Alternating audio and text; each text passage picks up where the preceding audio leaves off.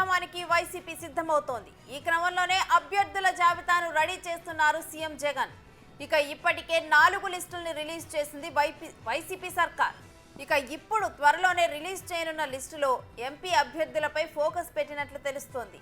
ఈ మేరకు దాదాపుగా ఎంపీ క్యాండిడేట్స్ ని సీఎం జగన్ ఫైనల్ చేశారని పార్టీ వర్గాలు వెల్లడిస్తున్నాయి.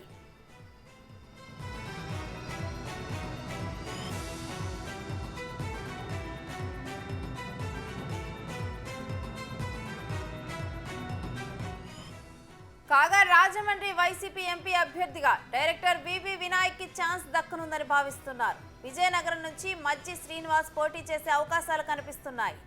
అలాగే కాకినాడ వైసీపీ ఎంపీ అభ్యర్థిగా చలమశెట్టి సునీల్ కి ఛాన్స్ ఇవ్వనున్నారని అనుకుంటున్నారు. ఇక నంద్యాల వైసీపీ ఎంపీ అభ్యర్థిగా ఖాదర్ బాషా లేదా నటుడు అలీకి సీటు ఇచ్చేందుకు సీఎం మొగ్గు చూపుతున్నట్లు భావిస్తున్నారు. నంద్యాల కాకుంటే గుంటూరు ఎంపీగా మైనార్టీలకు అవకాశం ఇవ్వనున్నారు జగన్.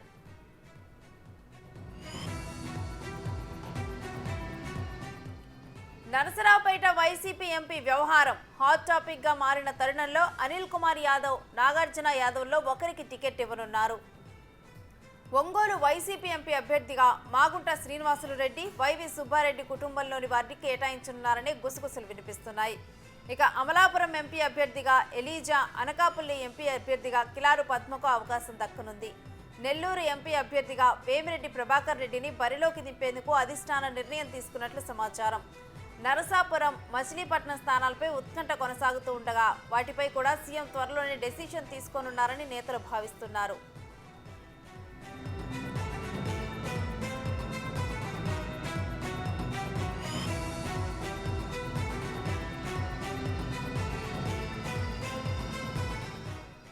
ఇక ఇదే అంశానికి సంబంధించి మరింత సమాచారం మా ప్రతినిధి శివ అందిస్తారు. మరిన్ని అప్డేట్స్ ని శివ, నెక్స్ట్ వైసీపీ నుంచి విడుదల అవ్వబోయే లిస్టు ఏ విధంగా ఉండబోతోంది?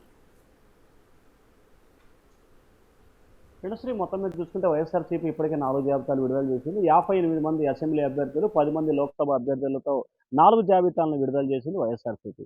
తాజాగా ఇంకా ఎంపీ అభ్యర్థులకు సంబంధించి మొత్తం 15 మంది అభ్యర్థులు పెండింగ్లో ఉన్నారు. దీనికి సంబంధించి దాదాపుగా మరొక 10-12 మందిని ఇవాళ రేపట్లో విడుదల చేసే జాబితాలో ఖరారు చేసే అవకాశాలు కనిపిస్తున్నాయి. ప్రధానంగా చూసుకుంటే ఒంగోలు, నరసరావుపేట, గుంటూరు, మచిలీపట్నం, అనకాపల్లి, కాకినాడ, అమలాపురం నియోజకవర్గాలతో పాటు నంద్యాల నియోజకవర్గాలపై వైఎస్ఆర్సీపీ పూర్తి స్థాయిలో ఫోకస్ పెట్టింది. అయితే నంద్యాల కానీ గుంటూరు కానీ మైనార్టీలకు ఇవ్వాలని చెప్పి వైఎస్ఆర్సీపీ భావిస్తూ ఉంది. అలాగే మచిలీపట్నానికి సంబంధించి కాపులకు ఇవ్వాలని చెప్పి ఒక ప్రపోజల్ చేస్తూ ఉంది. గుంటూరు ఎంపీకి సంబంధించి కూడా దాదాపుగా సినీ నటుడు ఆలీ వైపు జగన్ మొగ్గు చూపుతున్నారు. నరసరావుపేటకు సంబంధించి కూడా నాగార్జున యాదవ్ కానీ, మాజీ మంత్రి అనిల్ కుమార్ యాదవ్ కానీ, కాకినాడకు సంబంధించి చలంశెట్టి సునీల్ని దాదాపుగా ఖరారు చేస్తున్నారు. రాజమండ్రి ఎంపీకి సంబంధించి వివి వినాయక్ సినిమా డైరెక్టర్కి ఇచ్చే అవకాశాలు కనిపిస్తున్నాయి. అనకాపల్లికి సంబంధించి కిలారు పద్మని దాదాపుగా ఖరారు చేసినట్టు తెలుస్తూ ఉంది.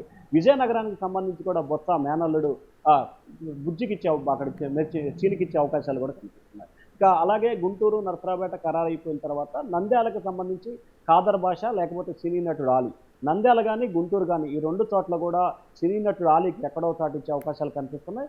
ఈ 2 స్థానాలని ఒక స్థానం మైనార్టీలకు ఇచ్చే ప్రపోజల్ కూడా ముఖ్యమంత్రి ప్రపోజల్ చేస్తున్న పరిస్థితి కనిపిస్తూ ఉంది.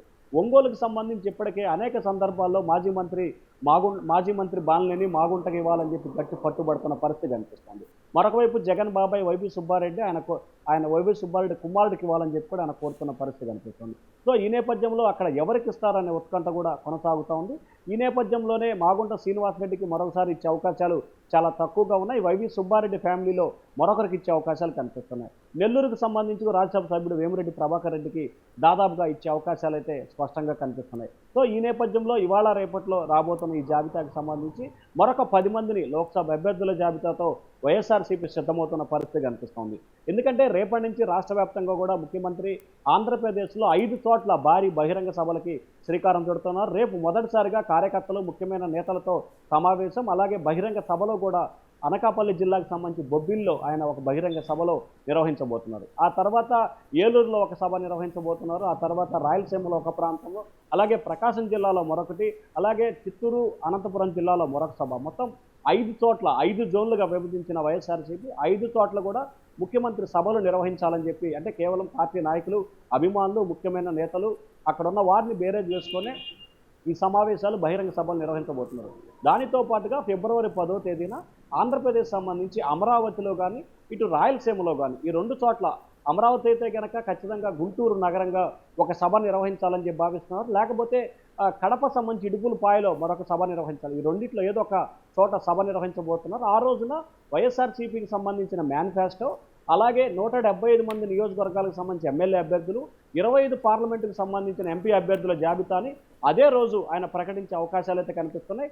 ఒకవేళ గుంటూరులో నిర్వహిస్తే కనుక ఇడుపులపై వెళ్ళి తండ్రికి నివాళులు అర్పించి ఆ జాబితాను అక్కడ పెట్టి అక్కడి నుంచి గుంటూరు వచ్చి బహిరంగ సభలో ప్రకటిస్తారు.